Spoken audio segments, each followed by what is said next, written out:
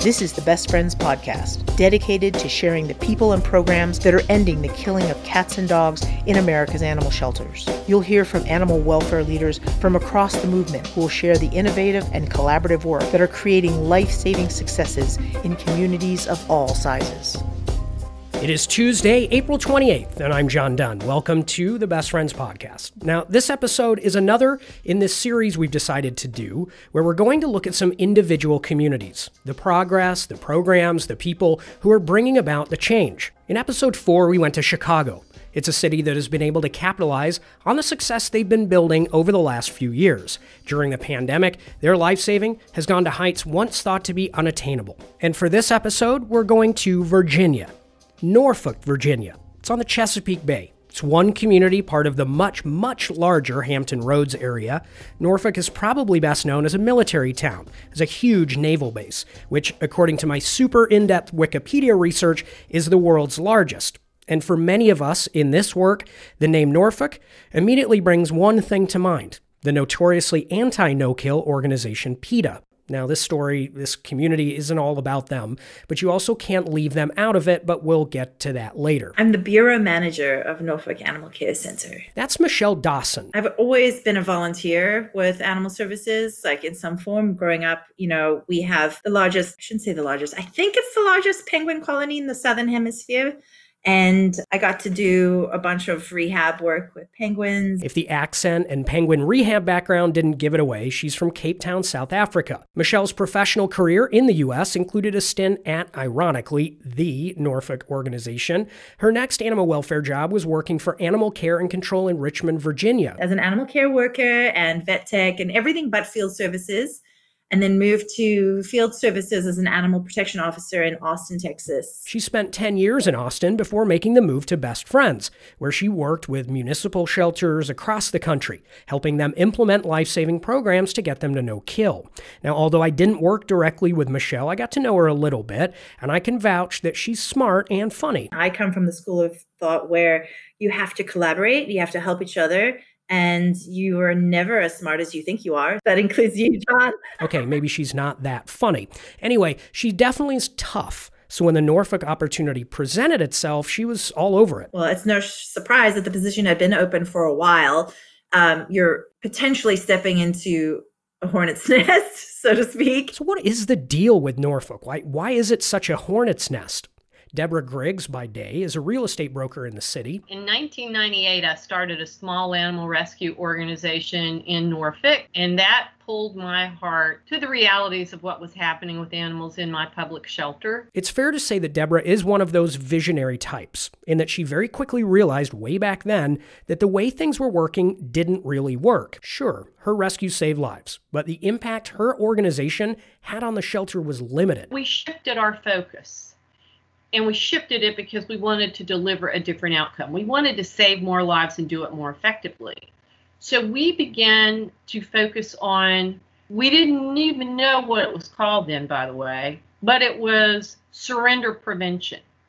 So we helped folks who did not want to surrender their animal keep their animal. And we focused very much on spay and neuter. And today, that continues to be our focus, and we play a really important role in outcomes in Hampton Roads. Having proven the change was working in her community, she looked to take the knowledge statewide through the Virginia Federation of Humane Societies. It's a membership-based organization for shelters, rescues, sanctuaries, animal control. It was created way back in 1959. To be perfectly honest with you, at that point, it did not seem to be the leader for change that I thought a statewide organization could or should be. I became a part of the Federation and went on the board and have led that organization and sort of have my hand in all areas of the state. And that work paid off. The Virginia Fed helped organizations across the state work together effectively to save lives. Data, as it tends to do, played a central role. A transport program moved animals from areas that had few resources to provide positive outcomes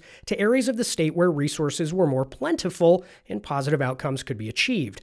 All obvious stuff, right? The more resources, the better opportunities to save lives. So then explain Norfolk. The geographic area, which includes that city, is so resource rich. We have a number of low-cost spay-neuter clinics. We have a number of veterinarians and emergency clinics that offer reduced rates to rescue groups. We have, I think, 7 or 8 public shelters and about 12 private shelters and a plethora of rescue groups. So with all that in place, the logical question is, why was Hampton Roads lagging behind the rest of the state? Even for 2019, we are the most dangerous place in the state for a sheltered animal. So it's a head scratcher, isn't it? Deborah says Norfolk's issues can essentially be boiled down to the doing what we've always done mentality. Recently elected city leadership has helped push things forward, and a new interim director who had no sheltering experience at all brought a fresh set of eyes. That was all great progress. And then the city searched for the new shelter director. For the city of Norfolk, with the history of different stakeholders, for them to hire somebody like that, I think that's a massive step for what I perceive as in the right direction for sheltering, and an opportunity that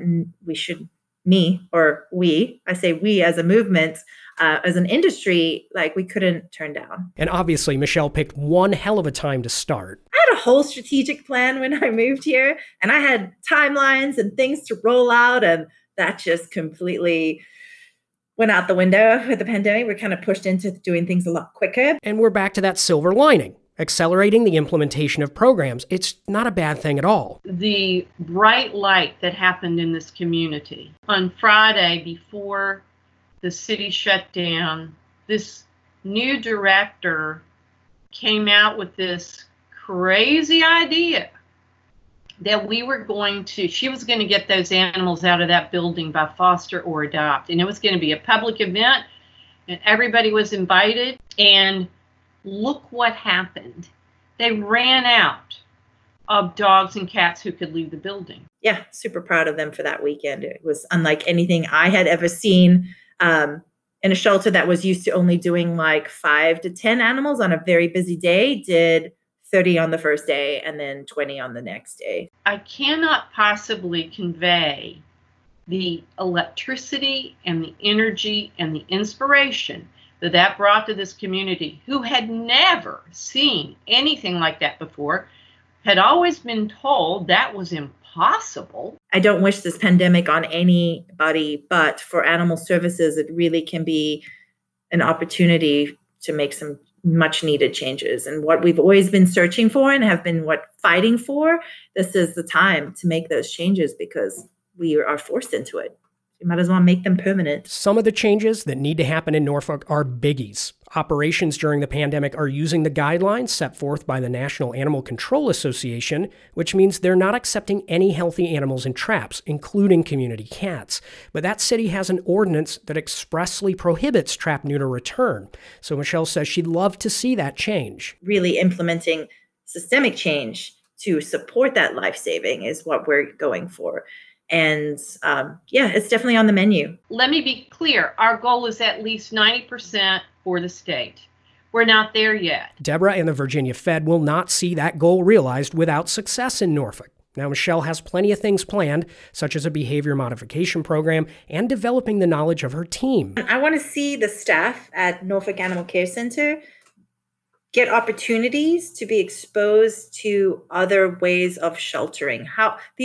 Things that they never thought were even possible. In the very short time that I've been here, I've seen them grow exponentially. So I can't wait for them to actually get out there and start networking with other organizations outside of the Hampton Roads area. And unlike the culture of the past, she is fully aware that you should never keep doing something just because that's the way you've always done it. When you're afraid of change in animal services, unfortunately, that's not going to be a very comfortable place because our industry is continuously evolving. Even with all these things lining up, it is still not smooth sailing ahead. There are hurdles related to the pandemic and hurdles that do not. And one of them is that national organization I mentioned that is headquartered in Norfolk. As far as Michelle is concerned, they're a stakeholder just like everybody else. All of our stakeholders are a critical piece of our pie, right? We all have really good things to bring to the table, and we're not ever going to agree on everything. And that's okay. But I'm here, from my experience, I know that I'm all about collaboration. I'm all about transparency. And I know that the community has historically just viewed the shelter in one way. And I'm here to change that and improve relationships and bring them in and move forward that way. People can do what they're going to do, but that applies to myself as well. Do we have tough days ahead? Of course we have tough days ahead.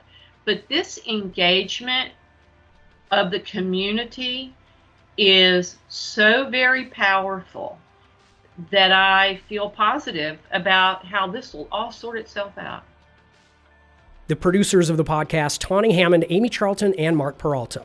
They do a ton of work on this thing, you guys. I'm just the pretty face, so I'm very thankful to be working on this with them. The website is always bestfriends.org/podcast, and we've enjoyed hearing from those of you who have emailed. You can send us an email, podcast@bestfriends.org. Please take care of yourselves and each other and be safe. I'm John Dunn, and this is the Best Friends Podcast.